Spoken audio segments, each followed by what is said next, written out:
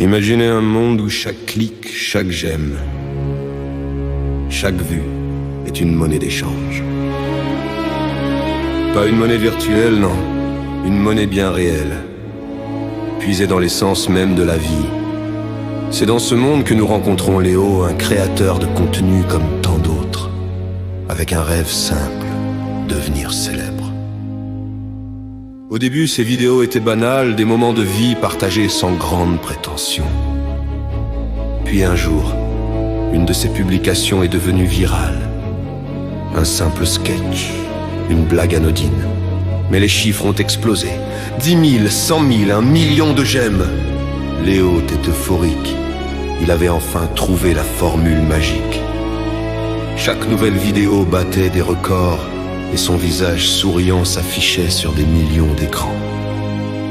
Il était au sommet du monde. Mais c'est là que les choses ont commencé à devenir étranges. Après sa première vidéo virale, Léo a remarqué quelque chose d'inhabituel. La couleur vive de ses yeux semblait s'être légèrement ternie, comme si un filtre gris s'était posé dessus.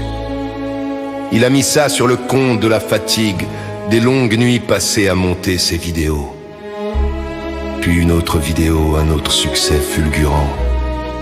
Cette fois, en se regardant dans le miroir, il a eu l'impression que les traits de son visage étaient moins définis, plus flous. Il s'est dit que c'était l'éclairage. Il a continué à publier à chaque vague de notifications, à chaque nouveau millier de j'aime. Une petite partie de lui semblait disparaître.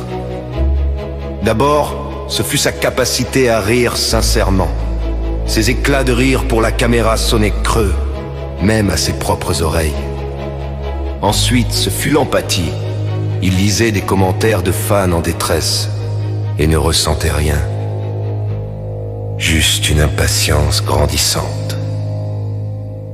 Qu'il clique sur j'aime. Un jour, sa mère l'a appelé. En larmes, son chien qu'il adorait depuis l'enfance était mort subitement. Léo a prononcé les mots de réconfort attendus, mais son esprit était ailleurs. Il venait de poster une nouvelle vidéo et le compteur de j'aime grimpait en flèche. Il a ressenti une bouffée de plaisir intense, une chaleur qui a balayé le vide glacial qu'il aurait dû sentir. C'est à ce moment-là qu'il a compris, il a fait le lien terrible, implacable. Chaque j'aime lui coûtait quelque chose. Un souvenir, une émotion, une part de son humanité. Chaque validation numérique était un pacte faustien silencieux. Chaque cœur rouge sur l'écran était une goutte de sang prélevée sur son âme. Cette prise de conscience l'a terrifié. Il a voulu arrêter, supprimer son compte, disparaître. Mais c'était trop tard. Le besoin de validation était devenu une addiction physique. Quand le nombre de j'aime stagnait, une angoisse terrible saisissait, des sueurs froides, des tremblements, une douleur sourde dans la poitrine, comme si ses organes internes se rétractaient. Le seul remède était une nouvelle vidéo, une nouvelle dose de chiffres qui grimpent. Il était devenu un prisonnier de sa propre célébrité, un esclave de l'algorithme qu'il avait si bien maîtrisé. Il ne créait plus par passion mais par nécessité, pour calmer le manque qui le rongeait. Ses vidéos, ironiquement, devenaient de plus en plus populaires. Le public était fasciné par sa transformation. Son visage devenait de plus en plus lisse, presque sans traits, ses yeux des puits sans fond. Sa voix, autrefois chaleureuse, était maintenant monocorde, métallique. Les gens pensaient que c'était un personnage, une performance artistique audacieuse. Il commentait génie, incroyable, tellement avant-gardiste. Et il cliquait sur j'aime. Encore et encore. Léo n'était plus qu'une silhouette. Il ne sortait plus, ne parlait plus à personne en dehors de ses vidéos. Ses souvenirs d'enfance, l'amour de ses parents, le goût de son plat préféré, tout avait été vendu, échangé contre des notifications. Il était devenu un monstre lisse et vide, une coquille dont le seul but était de générer de l'engagement. Il ne ressentait plus ni joie ni peine, seulement le soulagement fugace quand les chiffres augmentaient, suivi immédiatement par la peur panique qu'il ne s'arrête. Il était l'incarnation parfaite du contenu qu'il produisait. Viral, populaire, mais totalement dépourvu d'âme. Les autres créateurs l'enviaient, les marques se l'arrachaient. Il était le roi d'un royaume numérique, bâti sur les ruines de son propre être. Chaque gemme était un clou de plus dans son cercueil, mais un clou qu'il enfonçait lui-même, avec une avidité désespérée. L'histoire de Léo n'est pas juste un conte effrayant. C'est un miroir déformant de notre époque. Nous vivons tous à des degrés divers avec ce besoin de validation. Un j'aime sur une photo, un commentaire positif, un vu sur un message. Ces petites doses de dopamine façonnent notre comportement, influencent notre humeur et parfois dictent notre valeur personnelle. On soigne nos profils comme des jardins à la française. On met en scène nos vies pour qu'elles soient likables. On choisit des photos non pas pour le souvenir qu'elles représentent, mais pour le potentiel d'engagement qu'elles possèdent. On se compare, on jalouse, on cherche constamment l'approbation de centaines, de milliers d'inconnus. Sommes-nous en train de perdre quelque chose en chemin?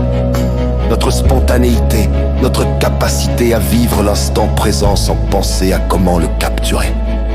Notre propre identité au profit d'un personnage public, soigneusement construit. La quête de Léo est une version extrême de cette réalité. Il nous montre où ce chemin peut mener s'il est poussé à sa conclusion logique. Quand le personnage public dévore la personne privée, quand le besoin d'être vu supplante le besoin d'être.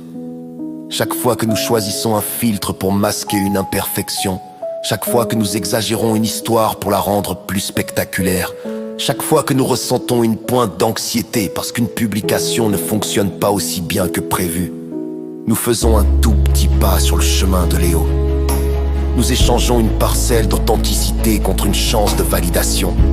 C'est un marché qui semble anodin mais dont les termes sont peut-être plus contraignants que nous ne le pensons. Que se passe-t-il lorsque nous atteignons le sommet?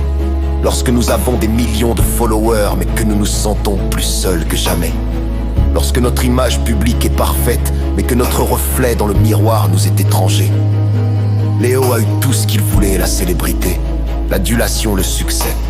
Mais il a tout perdu en même temps. Son histoire nous pose une question fondamentale. Qu'est-ce qui a le plus de valeur? L'amour et l'acceptation d'un million d'inconnus derrière leurs écrans? Ou l'amour et l'acceptation de soi-même avec toutes nos imperfections bien réelles? La réponse semble évidente. Et pourtant chaque jour, des millions de personnes font un choix différent. Dans les derniers jours, Léo ne parlait plus. Il se contentait de se filmer, immobile, fixant la caméra de ses yeux vides. Et les j'aime affluaient plus que jamais. Les théoriciens du net y voyaient une critique profonde de la société et du spectacle. Les fans y voyaient une forme d'art ultime. Personne ne voyait l'homme qui se dissolvait de l'autre côté de l'écran. Personne ne voyait l'agonie silencieuse d'une âme vendue au détail, clic par clic. Il était devenu le symbole ultime de la célébrité à l'ère numérique. Une page de profil, un concept, une icône, mais plus une personne. Le dernier plan que nous avons de Léo n'est pas celui de son visage. Il n'y a plus vraiment de visage à filmer. C'est une capture d'écran.